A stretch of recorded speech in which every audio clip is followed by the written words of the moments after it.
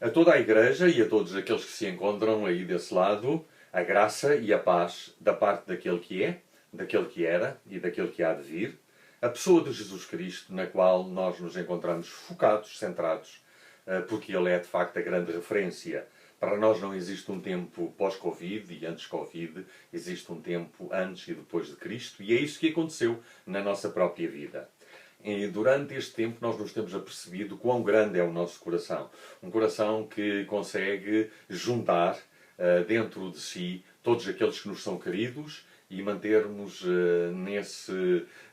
nessa relação a amizade, o carinho, o afeto, e eles estão aqui todos, bem juntinhos. É isso que acontece com a Igreja, é isso que acontece com a família, é isso que acontece com os nossos amigos, com os nossos colegas, com todos aqueles que nós de alguma forma conhecemos também, e até podemos dizer com toda a humanidade, porque durante este tempo, nas nossas orações, nós incluímos a todos, toda a humanidade, ela está incluída nas nossas orações. Mas também durante este tempo tem crescido dentro de nós o desejo intenso de nos voltarmos outra vez a encontrar.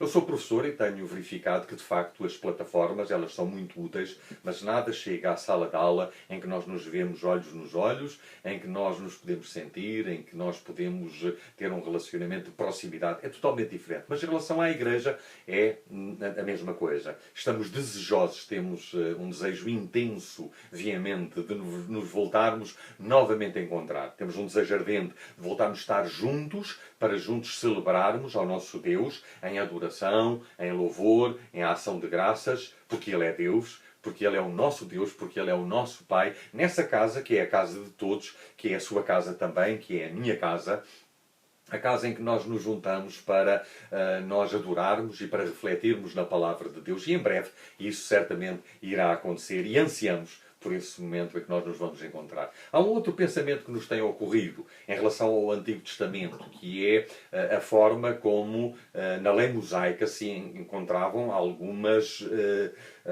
observâncias em relação aos alimentos, àquilo que se podia e àquilo que não se podia comer, e também em relação às práticas higiênicas. E hoje isso é tão pertinente, é tão atual para as nossas próprias vidas. E verificamos como, na realidade, já à distância destes milénios, nós encontramos essas prescrições na palavra de Deus. Também outro aspecto interessante que eu tenho, de alguma forma, observado e tenho prestado atenção é ao tempo do descanso, em relação a um dia por semana, que era o sábado, naquela altura, para que as pessoas descansassem, mas depois também a um ano sabático para que a terra também pudesse repousar e depois ao ano do jubileu em que as relações sociais elas eram restabelecidas em termos de equidade e em termos de justiça também.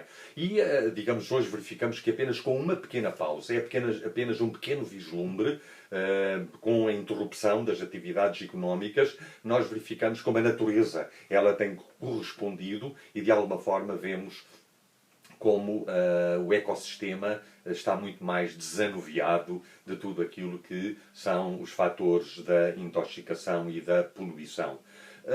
Por causa disto mesmo também gostaria de pensar convosco num texto que tem a ver com um homem, que é um homem representante, vamos assim dizer, desta classe religiosa, que observava todos estes princípios e com o qual Jesus teve um encontro por iniciativa desse mesmo religioso.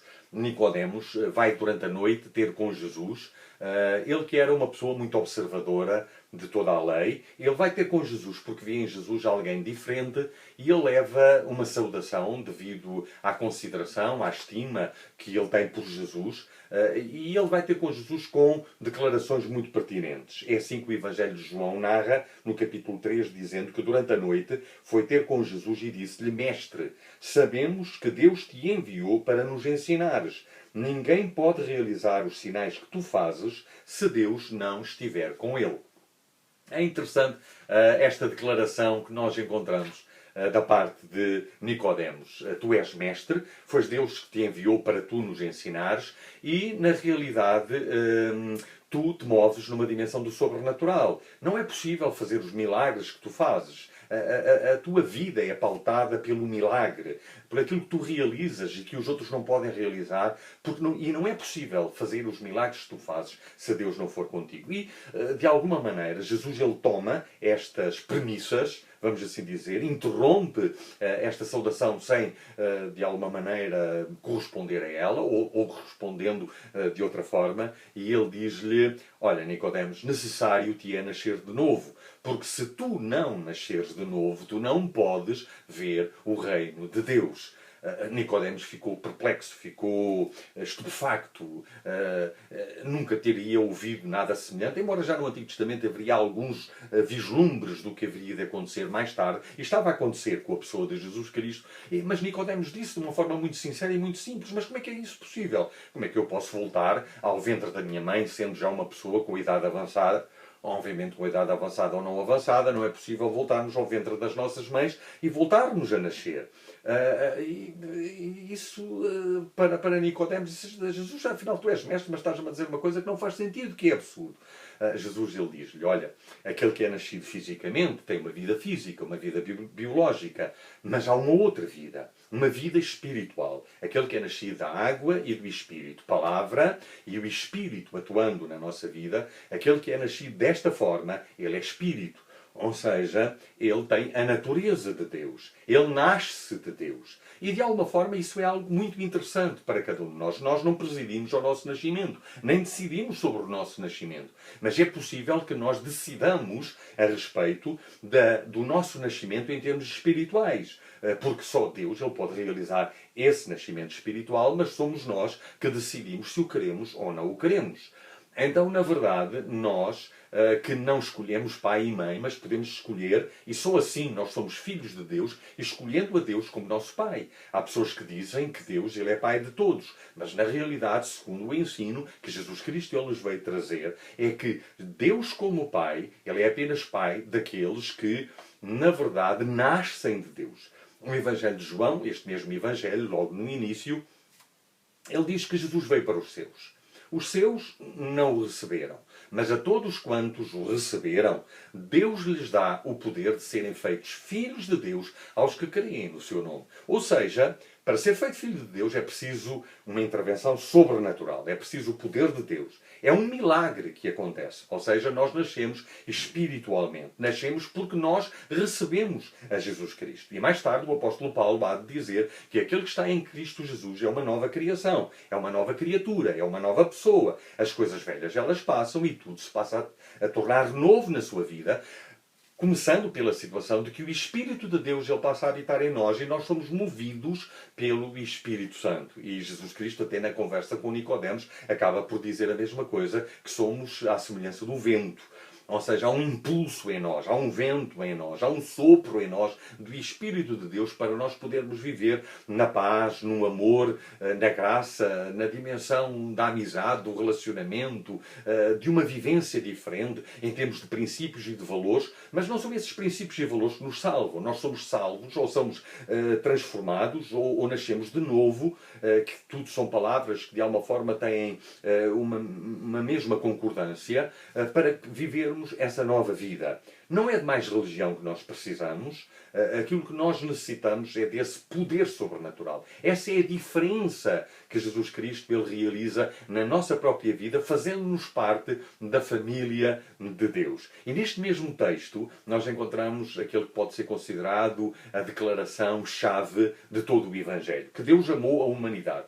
Que Deus me amou a mim, que Deus ama a cada um de nós, que Deus amou a todos, sem qualquer exceção, independentemente da sua classe social, independentemente do seu estatuto, independentemente da sua nação, da sua língua, é para todos, é inclusiva, não põe ninguém de fora. Deus amou a todos. De tal forma que Ele deu a vida, que deu a pessoa do seu Filho, Jesus Cristo, de tal maneira que quando nós queremos em Jesus Cristo, nós não vivemos uma vida para a morte, mas nós vivemos uma vida cheia de vida. Porque fisicamente nós morremos. Mas quando nós recebemos a Jesus Cristo e nascemos espiritualmente, nós passamos a ter vida eterna, porque no Espírito nós não morremos e ainda temos a expectativa de uma ressurreição com corpos glorificados.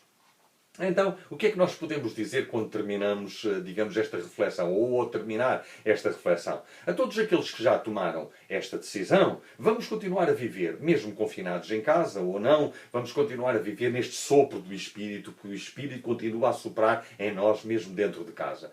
Se ainda alguém não tomou esta iniciativa, não tomou esta decisão, ou não correspondeu à iniciativa de Deus, então aquilo que nós podemos dizer é: receba a Deus no seu coração. Da mesma forma como eu disse anteriormente, que durante este confinamento, no nosso coração, cabem todos os nossos amigos, cabem todos os nossos familiares, cabem todos aqueles a quem nós amamos e até aqueles a quem nós não amamos, mas, na realidade, Jesus, ele também cabe no nosso coração. Sendo Deus, ele também cabe e ele está à espera que nós o convidemos para o nosso coração, para a nossa vida, para que ele faça parte de nós, para que nós tenhamos um compromisso com ele.